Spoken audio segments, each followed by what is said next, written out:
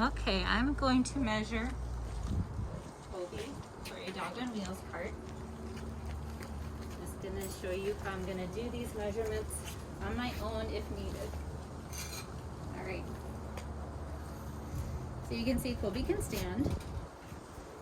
So I'm going to have him stand over my legs for support. And then I'm just gonna use my leg here to block him.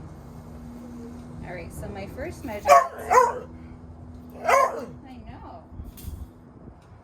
Not gonna be worried about his spine flexing right now. Want a cookie? No? Different cookie? Kobe has a lot to say. He always has, even when he was younger. All right, so I'm gonna look at his height. So if his back legs are crouching down, I'm going to use some sort of level. And he's standing pretty well right now. If he was crouching, I would use my leg to support him. I'm going to put something, a ruler, whichever, across the top of his back and measure from there to the ground. That's 13 and a half inches. And then we're going to do the same thing at the shoulder height. Just above the shoulder blades or the withers. And that's actually 13 inches, a little bit lower. All right, step 3 is the length here.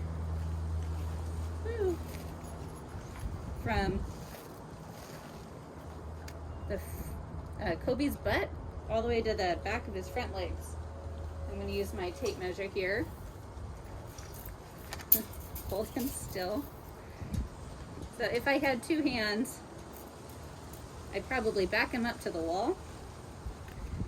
Well, then I'm going to straighten him out first. Here we go, kiddo. It's okay. So I'm using my leg here to make sure he's standing tall. But I'm going to straighten him out, which you can't see, like that. I'm going to give him another cookie because he's being a good boy. There you go. All right, now I'm going to measure from just behind his front leg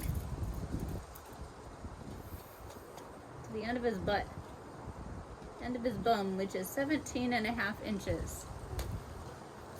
Okay. Our next measurement is where you need softer tape measure. Pull it out so you've got lots of tape to work with.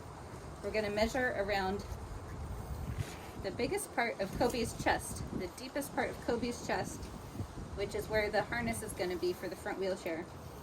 Or sorry, the front part of the wheelchair. So I got him with my legs. If you want, you can take it on your inhale. That's 21 and a half inches.